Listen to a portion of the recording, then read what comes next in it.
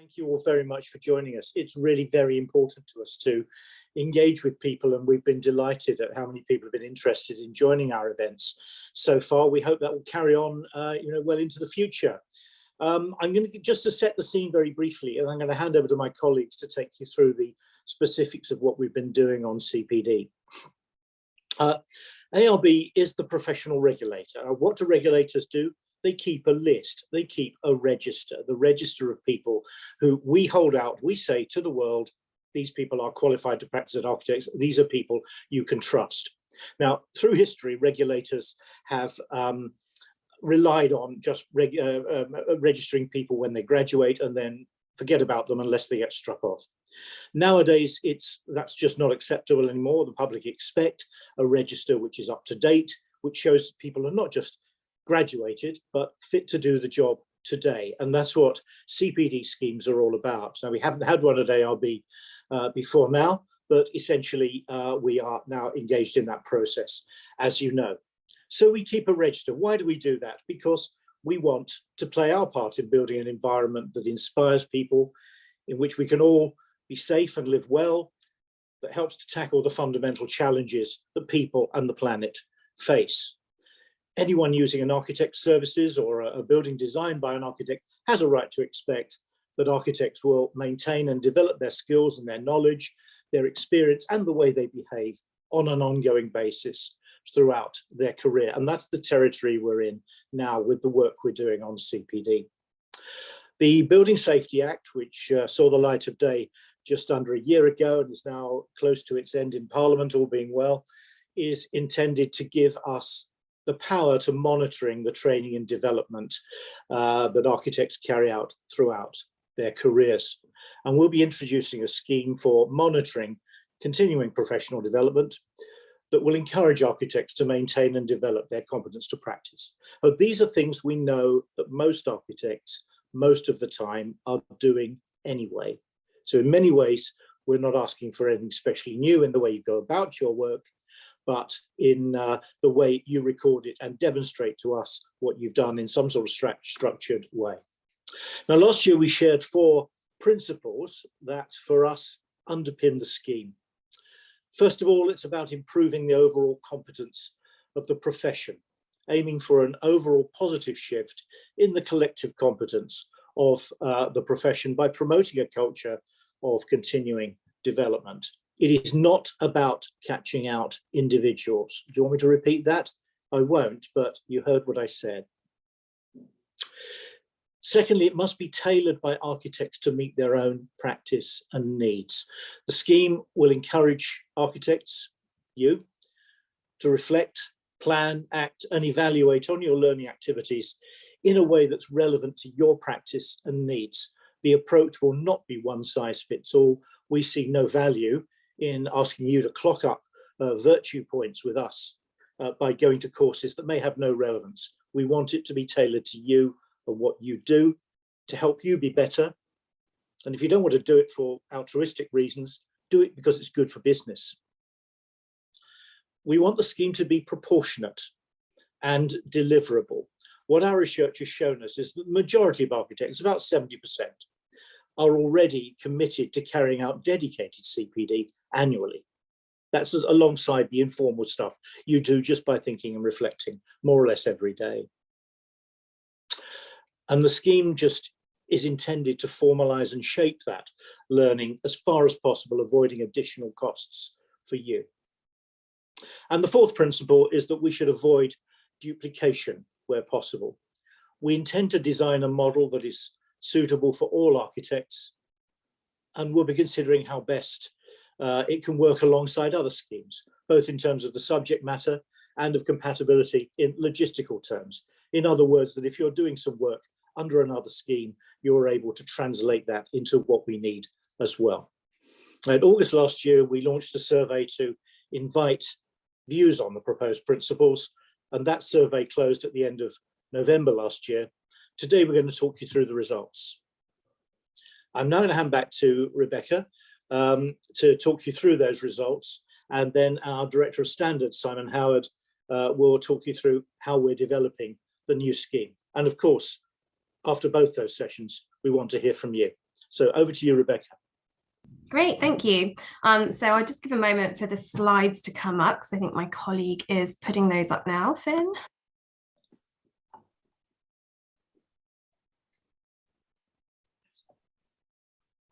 Great, thank you. So hopefully everyone can see the slides there. So moving on to the first one, we had 763 responses to this survey. So we're really grateful to all of you on the line and everybody else who took the time to tell us what they thought about those principles and our approach to CPD. 95% of those responses were from registered architects, and that includes those who are working as academics. And that's really good, because it's registered architects that are going to have to comply with the scheme. So it's good for us that that's who we're hearing from. On the next slide, we'll see that with only 30% of respondents being women, this perhaps shouldn't be a surprise. We haven't got the most diverse survey respondent group because it reflects the register. So with 95% of the respondents being registered architects, we should expect the results to reflect the register, and it's not the most diverse group. So only 30% were female and 81% were white. But this is, of course, something we want to change. We are working to try to make the Architects Register better reflect the makeup of society, and our proposals on education reforms and how we will be changing the way in which architects qualify are part of our aim to do that. On the next slide, we've set out who responded in terms of the architects themselves. So 46% of the architects we heard from qualified over 21 years ago, and 55% were either self-employed or worked in a practice of 10 or fewer people. And this aligns with what we know of the profession. On the next slide, I'm setting out the questions to remind you of what we were asking you about. And this is a mixture of closed and open questions. For those of you who don't know those sorts of research terms, closed means that there was a multiple choice question and you had to choose between a number of options, and we could statistically analyse where people fell and what you thought, depending on how you answered that multiple choice question. And an open question meant that it was a text box and you could raise any points you wanted in those. You could tell us what you thought and raise anything that you felt was relevant. And we undertook some qualitative analysis of those text responses. So a group of colleagues in ARB read a sample of responses and drew out what we thought the key recurring points were. We then met and turned that into a definitive list of themes. And then every single response was read by at least one member of ARB staff. And we tracked those different themes through the responses so that we could see what the most common points were and who was raising them and whether the different stakeholder groups agreed with one another. So on the next slide, we've got the principles that Alan has talked you through this morning, and you'll see that we had really strong levels of support across all of those principles. So the question had a scale of 5 options, and you could say whether you strongly supported, strongly opposed the principles. And the results here are showing how many people selected strongly support or support. So the most popular was that we avoid duplication, and the least popular was that the scheme should improve the overall competence of the profession. But when I say least popular, that was still supported overall by 81% of respondents, which is really strong. So that's really good news for us, and the board will be adopting those principles. Our next question, that was multiple choice, asked people about the types of learning and development that you found useful. And this was also a multiple choice answer. And the options we gave you were based on research that we'd carried out in 2020. So these were the 3 types that we'd learned through that research were most common. And we asked you how useful you found it. The findings show a clear preference for self-led, on-the-job learning, and we will see more of that when we get into the qualitative analysis. We'll understand a bit more about what that means. So on the next slide, we'll see the views on useful CPD and what people raised there. So of the 763 respondents who took part in the survey, a total of 502 suggested different types of CPD that they found useful. And you'll see here that these are the words that survey respondents used. So online is quite a broad term, podcast is very specific, but because of the way that we've done this research, we've used the phrases that people have used and we've tracked those specifically. So online was the most popular, and some respondents told us that the shift to online formal CPD provision during lockdown was really helpful because it meant that you didn't have travel costs going to an event or a course and that things were more readily available to you. So this seems to show a trend and a theme here as well. On the next slide, we've pulled out the three most popular, the three most common suggestions about what constitutes useful CPD. And you'll see some quotes here to demonstrate what people were telling us. 23% of respondents raised online as a useful format. And the quote here shows that the respondent values the flexibility of accessing CPD resources at any time. Technical expertise was the second most popular, and respondents raising it were more likely to work in small practices or to have qualified longer ago. And peer-to-peer learning was the third most common. You'll see that this is slightly less common amongst those who work in small practices. So 48% of the people raising this worked in small practices when they constituted 55% of the survey responses overall. And that's unsurprising. If you're working in a smaller practice, you won't have people sitting next to you to learn from. Some people told us that practice networks were a really useful way of getting around that.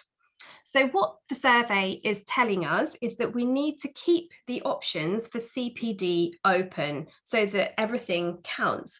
We want to be inclusive of different practice sizes and different learning styles, and we're going to need our scheme to be flexible.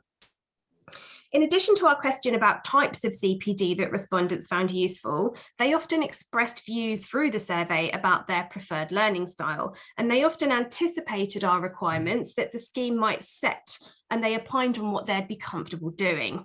So these views were again unprompted, they were raised in the written responses, and we recorded the prevalence of formal CPD being useful and more informal styles being useful. Some people suggested both at different points in their answers because they might adapt them to different topics that they're focusing on.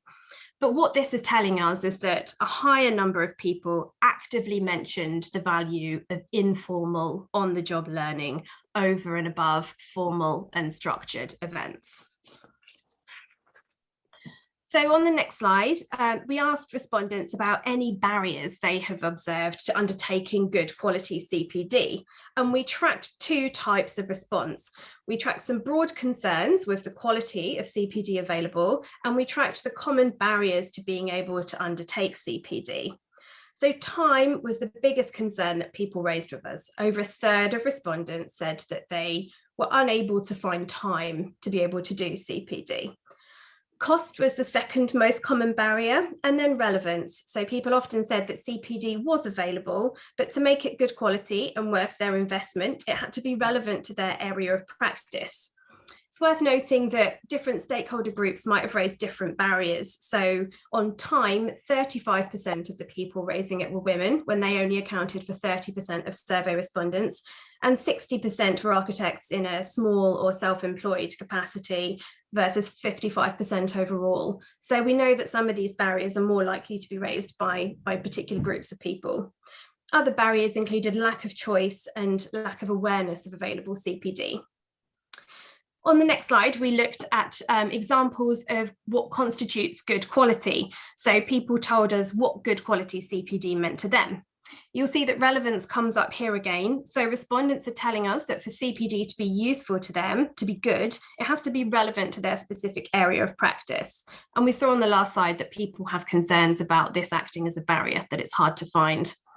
And then 15% of respondents raised the problem that often CPD is a sales pitch. It's somebody coming in and pitching what they're doing rather than perhaps being an expert who talks people through real learning and development issues.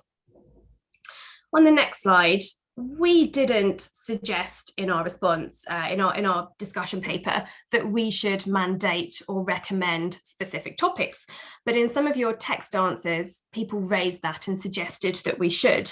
So only a small number of people proactively raised this. It was around 5% overall. But because we didn't ask the question, we don't know how much support we would get for that overall. We didn't ask the question of everybody. This is just people who proactively raised it.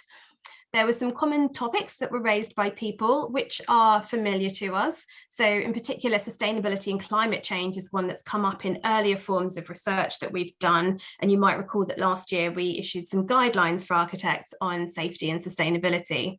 And you'll see here that on the workshop that we held back in October with architects, similar points are raised. Safety and sustainability came up again. And moving on to the penultimate slide of this section. So on our views on monitoring and reporting, again, this is something that we didn't set out any proposals on, but it was raised by 32% of respondents in their written responses. So 15% of respondents said that they should only have their CPD monitored once, no matter how many different organisations they are members of or they are registered with. They only wanted to report it once. They didn't mind that there were different schemes. It was about the reporting and the bureaucracy of that.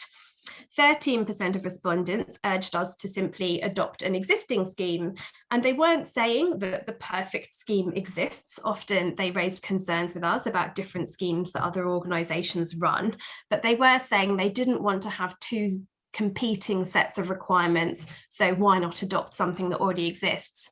And then lastly, 4% of respondents suggested that we set up an automated system. So if you attend an event or a course, it automatically tells ARB that you've done that. And it's unsurprising that this tended to be a younger audience, perhaps the more tech-savvy architects who raised this. So there's a lot more in the report, and we've picked out the most important and pertinent themes for you in this presentation because we didn't have time to go through all of it. But you will find a lot more detail in the report that we are due to publish tomorrow, and we will make sure you see. In a moment, Simon is going to talk you through our early ideas for the CPD scheme as shaped by the survey findings. But before he does, there's an opportunity for you to ask us some questions, and I can see a couple of questions have come in here already. I'm going to leave these conclusions up whilst we take some questions. And if there are two things I would want to emphasize to you today, it would be, first of all, that we understand that there is no one type of CPD, one format of CPD that everybody thinks is best or most useful. And that if we were to recommend one format over others, that would disadvantage some stakeholder groups. So we're going to want our scheme to be flexible. And we've also heard the feedback about potential barriers to undertaking CPD, and we think that this aligns with our principles. So it was never our intention that architects would have to spend time or money doing something that was generic and wasn't relevant to them. Our scheme is going to have to recognise informal and on-the-job development. Okay, so let's take a look at some of the questions that we've got so far. So it says, why have you differentiated between architects and registered architects when surely only registered architects can use that title? It's a good question. We haven't differentiated. We use the term registered architects throughout. Sometimes we use architects for shorthand, but everybody who responded to the survey who is calling themselves an architect must be registered, and we were very clear about that within the survey. So only registered architects.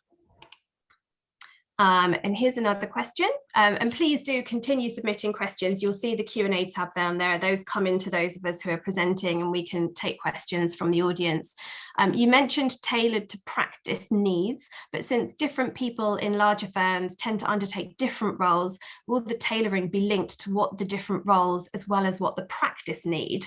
Alan, I'm going to hand that one over to you. So the question is, it's not just about the practice that you work in, it's about your role in the practice. Will the CPD that you do be tailored to you as well as the practice you work in? Okay, can you hear me? Because I can't see myself. Okay.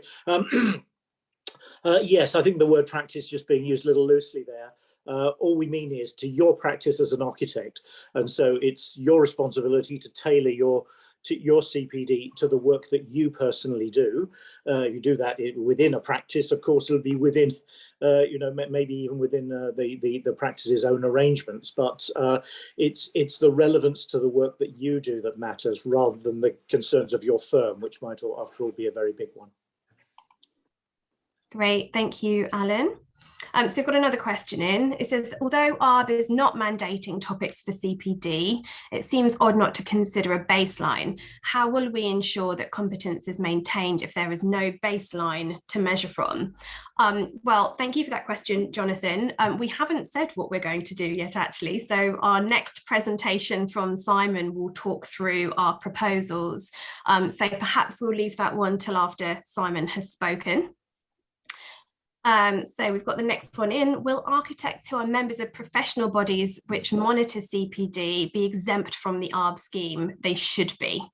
So Alan, I'm going to put that one to you as well. Should architects who are members of professional bodies be exempt from ARB's requirements?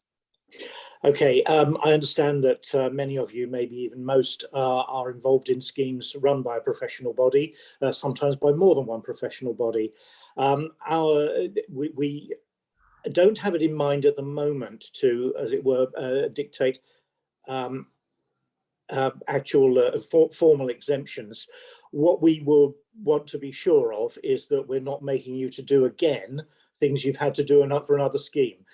Can you understand that distinction? I think if another scheme produces something which gives you results which are exactly what we're looking for, then we'd be quite happy with that. However, we would need you to report it to us. Exemptions such could only be made if we were going around quality assuring other schemes. I don't think we really have the resources to do that. However, as I said in answer to a question in the general chat, we will be aiming for a recording system which enables you to translate what you've done for others into our requirements as well. So that's the best I can say at the moment. Lots of practicalities to be worked out there, and I'm sure Simon will say a little bit more in due course. But certainly our intention is not to make you do work twice.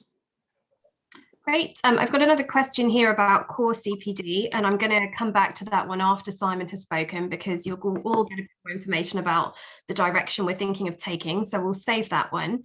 Another question for you, Alan, which I think will be a simple yes/no answer. So as an architect, as a UK registered architect working in Australia, will CPD focused on my work in Australia be acceptable? Yes. Absolutely. Okay, let's see what more questions we've got in. Okay, fine. So I think some of the questions now are moving into talking about what we're going to be doing and how we're going to be putting our proposals together and what we'll be asking people to do. So I think now is a good time to hand over to Simon. Do keep sending in your questions as you have them.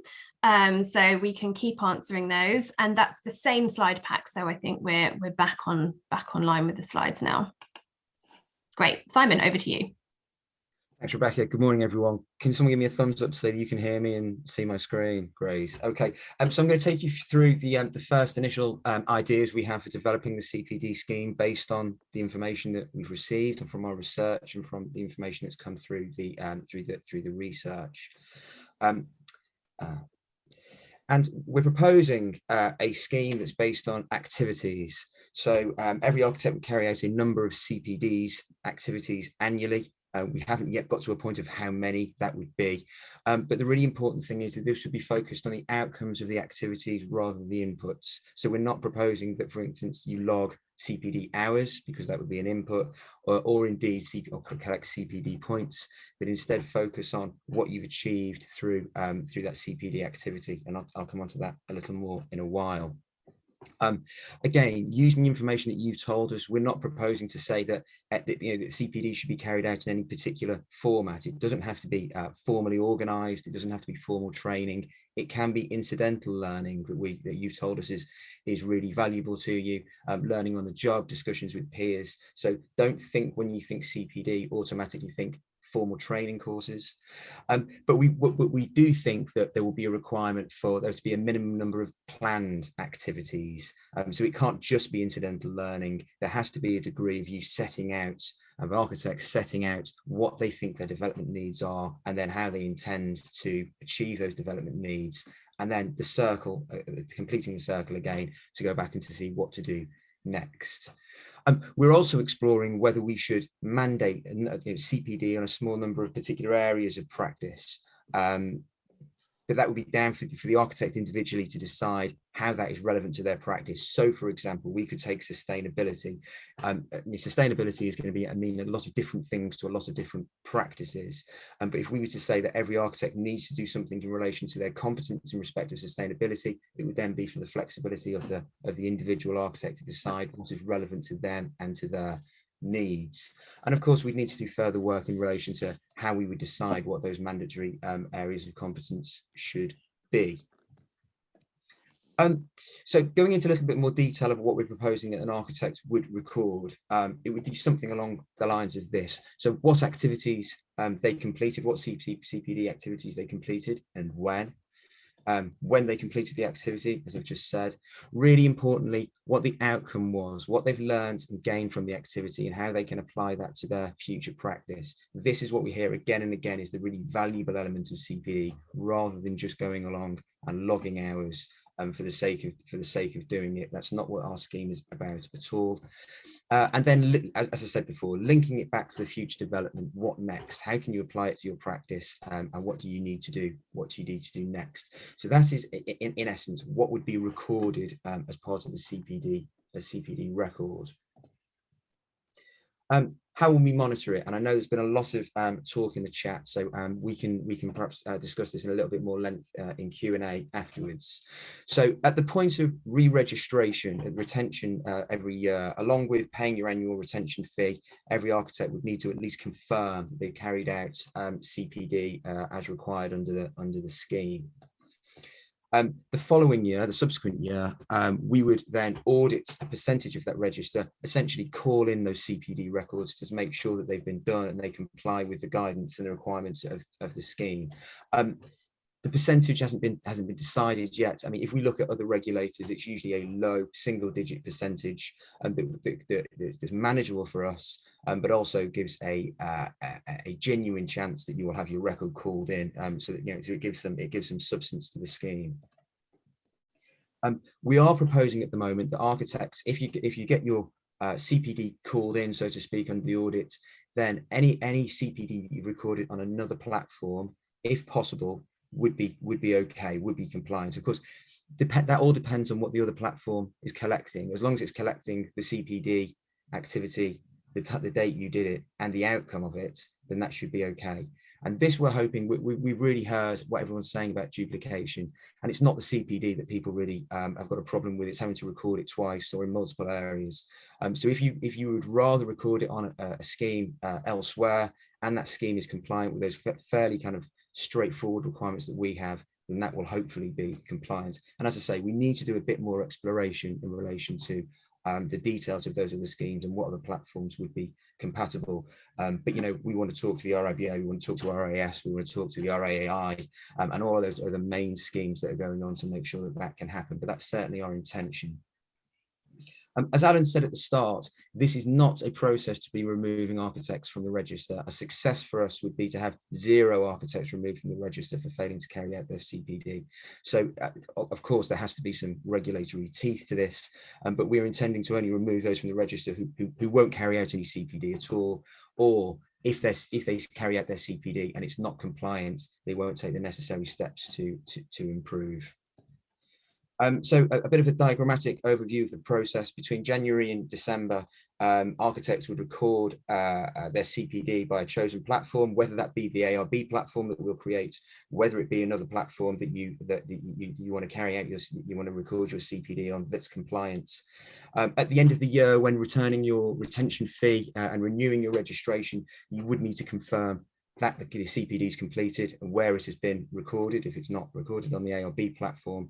And then the following year, we would audit a percentage of those registered architects to ensure that CPD has been carried out.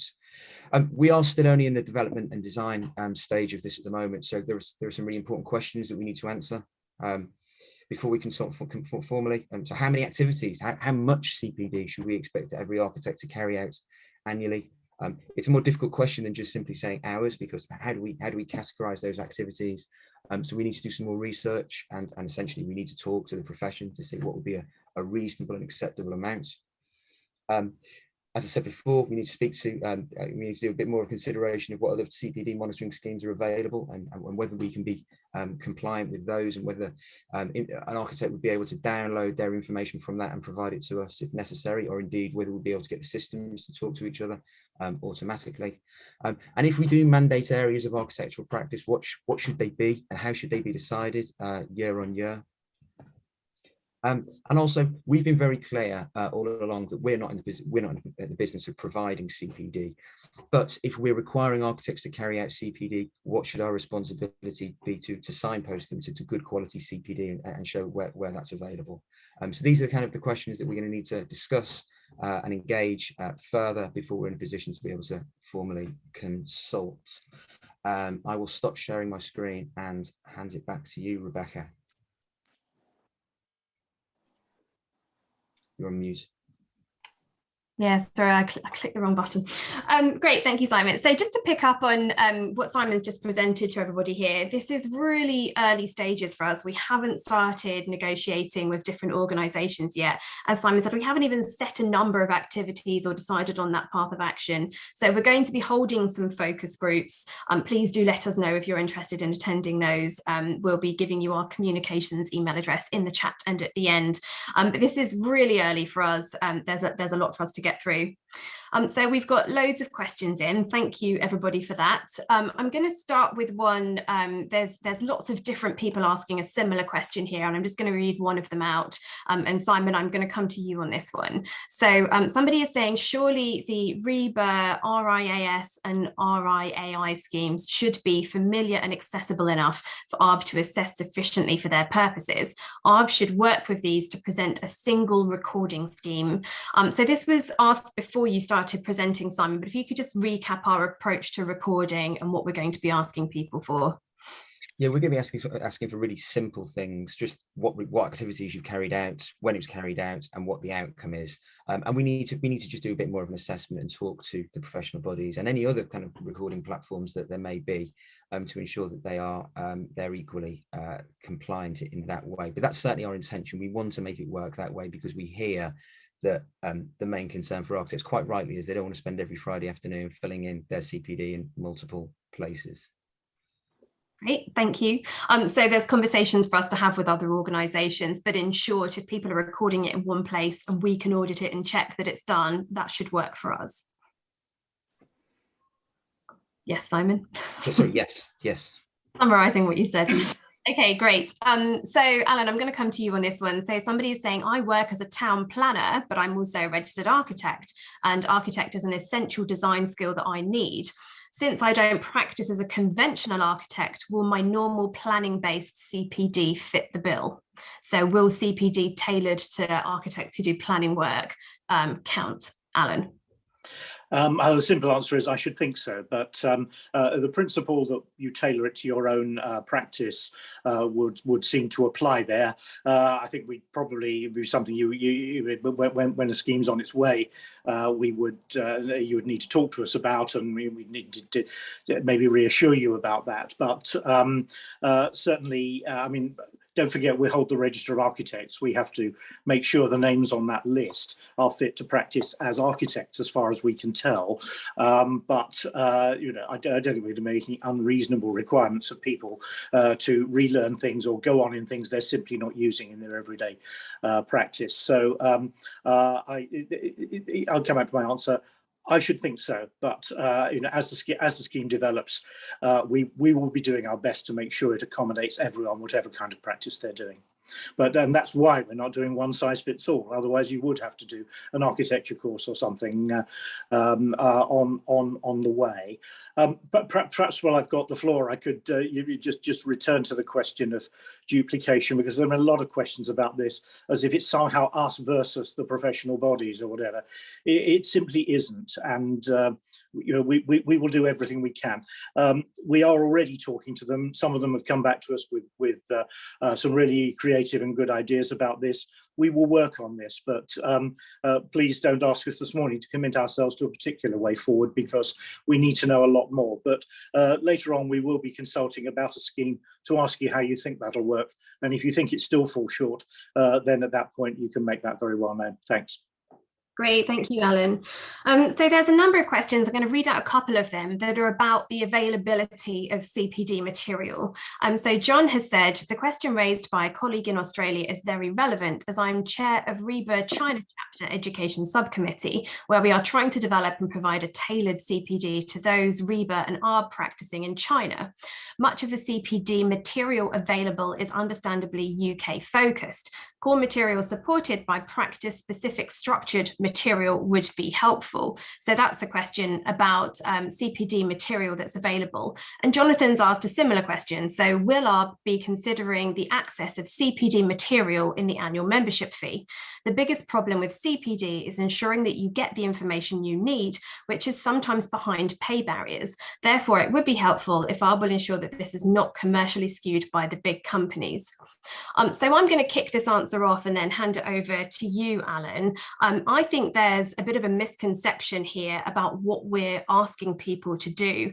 So both of these questions assume that CPD has to be some material that you pay for and that you access or that is prepared for you. Whereas I think the responses that we've had to the survey are going to take us in a different direction, and we will be recognising a range of activities, peer-to-peer conversations and reflective conversations, learning networks, podcasts, site visits, speaking to suppliers and technical experts about finding the right sorts of specifications. So Alan, would you like to add some comments to that about what we think CPD is and what people are going to have to do? Yeah, first thing I want to do is to take away the capital letters. You know, it is not some grand scheme that everyone has to buy into. It is a way of thinking more than that. And it's about everything you do which develops your practice. So in terms of actual formal training, yes, of course, that can be part of it, and information. Research that you do, reading that you do, and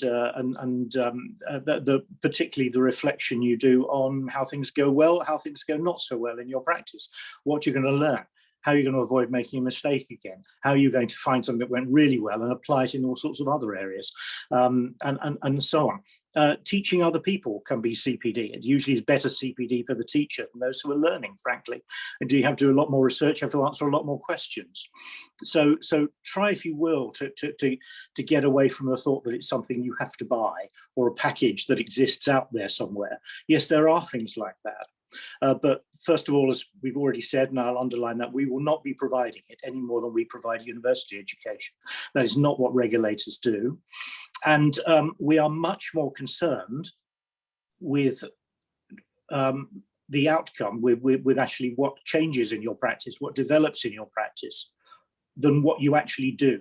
So it's not the input, what I've done, the number of hours I've spent, the number of courses I've been to, or whatever. It's what has changed as a result. I'll just give you an example. Some time ago in my career, I was involved in interview panels for chartered surveyors, as it happens, who were applying to be on the list of expert witnesses and so on for the RICS. And my question as the lay member was often, you know, is your CPD up to date? What have you been doing? And they tell you, and then I'd say, so tell me one thing over the past year which has changed because of your CPD. And there will almost always be silence or a bit of blather, because they've never been asked to think about what change had come from this. And I think the attitude of mind we're talking about is, how do you develop? How do you show yourself, show the world that what you've done has been of some benefit, rather than simply a course you went on, and which is now, you know, in the retreating past. So very much about that concept, rather than about the packages that are out there. Nothing wrong with the packages, but they may not be right for every type of CPD you want to do. And we're not going to force people to take them. Great, thank you, Alan. So I've got a few more questions. Simon, I can see you're typing a response to one of them, and I'll ask you to share that with everybody, and then I'll come on to some of the other ones. Should I deal with a bundle of them at once, because I've been reading them, so I could probably knock off a few at once? Some people are asking what the statutory position is in relation to where it must be recorded and what the law is, and also what the time scale is, and we can bundle those up into one. The Building Safety Act is due to come into force, crossing fingers, in the next couple of months, which will give us the power to do that. The Act won't tell us how the scheme must be developed. That will be for ARB to develop through its rules. So that's the statutory power. In in relation to timescales, obviously once the power comes in, we need to develop a scheme and then roll it out and give architects the opportunity to start complying with it. So we're talking 2023 onwards.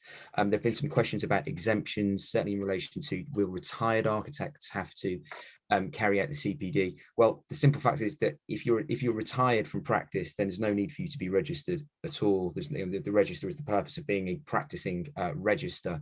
So if you're fully retired, you're probably best off retiring from the register. If you're not fully retired, then you'll have to do it. So it will apply to everyone on the register. Some more questions about exemptions in relation to other circumstances people might have, parental leave, and people with protected characteristics. We will need to consider those very carefully in relation to kind of what the Equality Act says, and what would be proportionate and reasonable adjustments to make. But I think that the main purpose of the scheme is to ensure that every architect, to give confidence to the profession, to give confidence to the public that every architect on the register is competent and is carrying out their CPD. So that's certainly the purpose of it. Another really interesting question has come up about what impact this might have on PI, which we know is a real problem. The PI insurers and underwriters that I speak to will be really heartened and assured that any steps that the profession will take to be able to demonstrate high levels of competence. I think often people that we speak to are surprised that a CPD scheme doesn't apply to all architects, but only those within who are members of professional bodies. So it can only be a good thing in giving additional confidence in that regard. I'll hand it back to you, Rebecca. That was okay. I'm trying to figure out which ones you've answered there. So just to go back to a couple that I had on my list. So Valerie is saying, I've got a few friends who are retired but still remain on the register and are members of REBA. Will they have to do CPD, or can you have a retired exemption? So could you just come back to that point and answer it really clearly, Simon? Yeah, no, you would, if you're on the register, you will have to do it. Though if you're fully retired, there is no need for you to remain a registered architect at all. You can still be an RIBA member, but not, there's no need for you to be on the register. Fine. So people can call themselves an architect socially, but without being on the register. But if they're going to do anything associated with architectural work, they would have to be registered. That's right. Great. Okay. So Adrian is asking, is there any indication at this stage as to how a CPD activity will be defined? So how we're going to define it, Simon? At the moment, we're thinking about defining it in two ways: planned and unplanned. So unplanned would be, as I said before, those CPD really important learning things that architects carry out that are incidental, that come across, whether it be a new experience doing something that's unplanned, and then planned would obviously be something that is linked to your identified developments, but we need to do a lot more work on defining activities, and again on what the quantum should be, how many activities we think is proportionate for an architect to carry out during the year. So we'll want to be talking to people a lot more about that. Okay, thank you. I've got a similar question to this now, which is coming from Dan. So it's sometimes difficult to know before undertaking CPD how useful or relevant it's going to be. So presumably activity that is scored highly in this respect would still count, or is there a risk of false recording? So I think the question here is, if you undertake an activity in good faith, thinking it will be useful, but then on reflection, it doesn't benefit you in the way that you'd hoped, does that still count? Would we still record that? Tricky question, Simon. I mean, my view would be, yes, it still counts. You're still carrying out CPD, and almost by identifying its lack of use in itself has some development need, has some development value. Alan, have you got any view on that? I think my answer would have been much the same, that actually you learn something. Every day's a school day. You've got to learn something from everything. And if it turned out that it weren't that way, that's part of your planned CPD that you turn into unplanned, if you like, and say, yeah, I intended to get this out of it, but whatever. But at least the minimum is you would be encouraged to think about why it's not useful and what might be more useful in future. But that doesn't take away from the other types of activity where you might be involved in handling a particular problem at work, or reflecting on a particular project that went well or badly or whatever, to do it. I just want to say a quick word about number of activities, because as Simon has said, it's quite difficult to define these. is a kind of 15-minute professional conversation with someone over a problem, an activity to be counted the same as going to a week's conference. Well, that's not really quite the point. I think we would be giving you numbers of activities as a kind of indicator of the sort of input we'd be looking for, rather than saying, tick 9 boxes and you're in. So we'll, that's what we would. That's the way we would see it. But I think it would be a shame, obviously, if you did go to a course, it turned out to be no use. But the fact that you've worked out why it was no use may be developmental in itself. So frankly, at least to start with, till we see how this scheme works, I would record it. Thank you. There's a couple of questions coming in about other schemes and the fact that we're hoping to be able to take on board what's recorded elsewhere. So I'm going to read out a couple of them. One person is saying that recording CPD on the REBA site takes a good deal of time and is very ponderous, and it has become more so recently. If the ARB wants to use this recording as well, this is even more time that I don't have. As the ARB is a statutory body and the REBA is not, will the REBA accept the records from the ARB without having to fill in their CPD as well? So that's a question that's, I suppose, the other way around. Will REBA accept what we're doing? And Sarah has said that REBA has told them that the ARB will accept REBA CPD records on forthcoming decisions about recording competence, which I think is a conversation we have yet to have with REBA. ARB should have a say on the REBA recording platform, which takes too much time to fill in. Does ARB have any comment on this? So again, I think this comes down to our requirements, other requirements. It's not just REBA, there are other organisations that people are members of as well, and how we work together. So Simon, coming to you on this one, in all honesty, and I know that people from REBA are on the line today, it's a conversation that we've only just started having, isn't it? So we have to work through the detail on it. Yeah, that's absolutely right. And to be clear, we will be creating our own CPD platform for those people who are not members of the RIBA or RAS or RSUA or RSAW or any of the others who want to record it on our scheme. I can't comment on the effectiveness of the RIBA scheme, other than to say I know they produce some terrific CPD material. And hopefully people won't have to complete more than one platform. That's the aim. That's the 100% the aim, that you can record it where you think is most appropriate for your what you like to do, and hopefully we'll find a way of making that work. Okay. So we've got a few questions in here about regulation of functions. So of course, ARB regulates titles. So you can only call yourself an architect if you have the appropriate qualifications, you abide by the code of conduct and practice, and you are on our register. So Patricia is saying, I realise this is probably out of topic here, but when are we going to see the ARB lobbying for protection of our role as architects and not only our title? Our responsibilities always increase to protect the public, but the public cannot see our value, since anyone can do our job as long as they don't call themselves architects. Something needs to change to protect our profession. Can the ARB please do something about it?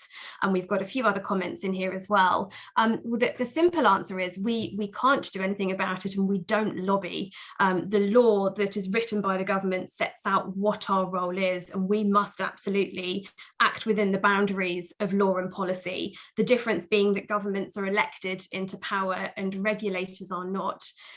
So it's not something we lobby for, but we do understand that this is a matter that architects care about. And in fact, it was raised in the survey. The government did recently run a consultation on what they should be doing about that. So Simon, is there anything you'd want to add on that point? No, I think you described it well. We're a statutory body. We deliver the statute as Parliament intended to. If others want to lobby for a change to the law, then we would provide information in relation to that. But I don't think it would be appropriate for us to lobby.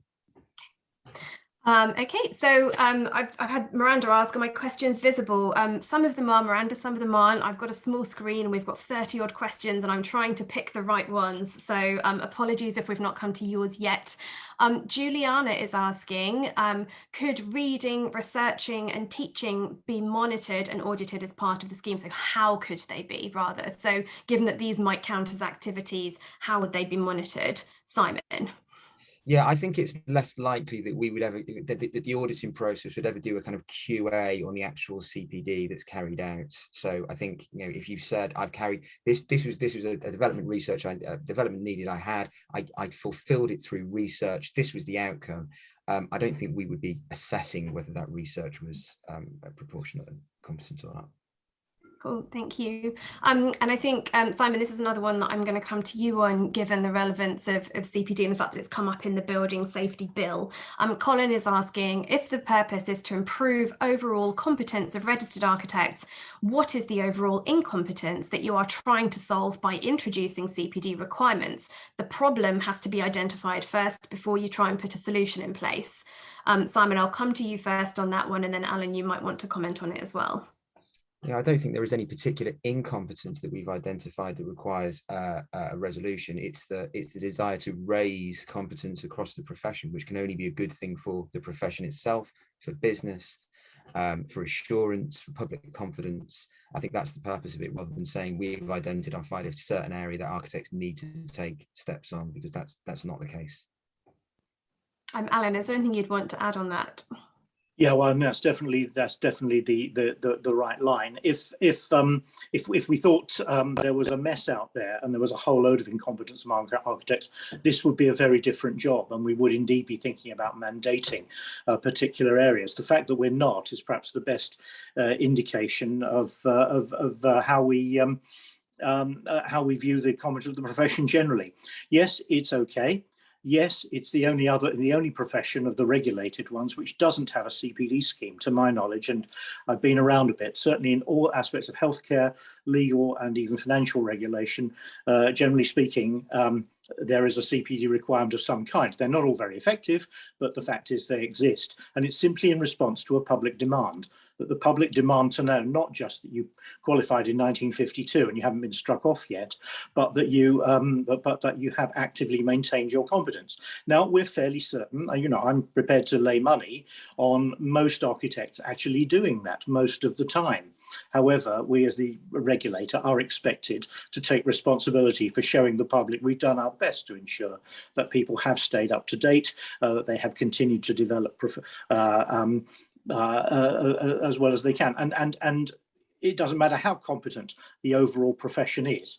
It can always be more competent. It can always do better and be as good as it can be. And simply our overall aim, as should be the overall aim of every professional body, is that architects and architecture are as good as they can be. And we just want to do what we can to help that with that aim. Thank you. Yes, it's not about there being a lack at the moment. It's about an overall desire for everybody to be as good as they can be. So we've got a couple of questions that came in earlier on. So Jonathan said, although ARB is not mandating topics for CPD, and perhaps we are, it seems odd not to consider a baseline. How will we ensure that competence is maintained if there's no baseline to measure from? And Seth is saying, the REBA has a core CPD that I and many attend every year. We also have to record this as members of REBA. Has ARB thought about joining REBA and developing the core CPD for architects? So this is a question about core topics, how important they are, and how we will go about doing that. It's pretty early on for us to say, but Simon, would you like to talk through what we might be doing on that? Yeah, so core competencies is a tricky one. Obviously, the core base of competence is met when an architect first registers at the moment. So they pass their initial education and training and prove their competence to be an architect. And then I think it's fair to say that architecture is very diverse and architects will go off in various different places. So our initial principle is to say that we can't mandate that every architect must be competent in these certain areas because it may not be relevant to every architect. So that's the kind of the principle that we've based on, that architects need to be competent in relation to what they do, as opposed to everybody has to have the same competencies. So that's our current position. Thank you. And I'm just going to answer one last directly before I hand back over to Alan to finish up. And I'm so sorry we haven't got through all of your questions. We're trying to track them all as they come in and answer as many as we can. But this person is saying, what's the anticipated cost of the scheme to architects via the annual registration fee? And the answer is we haven't designed the scheme yet, so we're not able to anticipate that yet. What we've suggested to you today is a really early suggestion based on the survey responses that you've all given us, which we've been really grateful for. So we don't intend to introduce this until 2023 at the earliest, and it's too early to say what that would mean, what we would be doing, and what that would cost as part of the fee. Okay, well, again, apologies we didn't get through everyone's questions. Thank you so much, everybody, for joining us and asking us and helping us to clarify what it is we want to do. Alan, I'm going to hand back over to you now to give the final comments. Thanks very much indeed. I would just start by answering, as I have already in the chat, John Kellett, who raised the point that REBA has the task of helping architects be as good as they can be. Why should ARB be doing the same? Well, we're not doing the same. We have different roles, and we come at this from different directions, as in every other established profession across every sector. By and large, architecture was an odd one out by the time ARB was set up, and it's simply what is expected of professions in society to have a body which offers you aspirational leadership and speaks up for you and speaks with your voice, and another body which helps towards the same excellence, but from the public's point of view and ensuring protection of the public. So we have work to do together. I'm quite happy to have that conversation offline with anyone afterwards. So I just want to finish now, because we're up to time, by thanking everyone for your time. This has been your time you've given us, and we really appreciate it, and for your contributions previously to the survey, because we found that very informative. Tomorrow we'll publish the full results of the survey. We'll be making sure you receive those over email, and when we finish today, a poll will pop up on your screen inviting feedback on this event we've had today. You see it there now. So would you please help ARB's CPD by helping us to do this better? We're very new to doing this, as you probably know.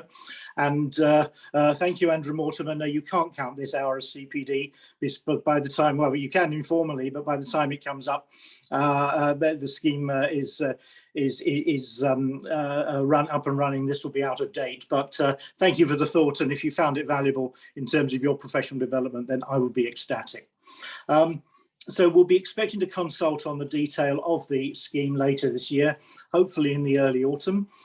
We need the Building Safety Bill to receive royal assent, and for us to receive the necessary powers, they have to be brought into force by an order from the department, which we're working closely with them, and we fully expect that to happen.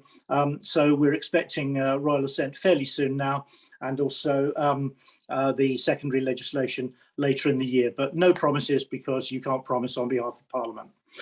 You can stay in touch with us at our communications address. That's communications@arb.org.uk, and we'd love to hear from you at any time. Thanks, everybody, and have a good day.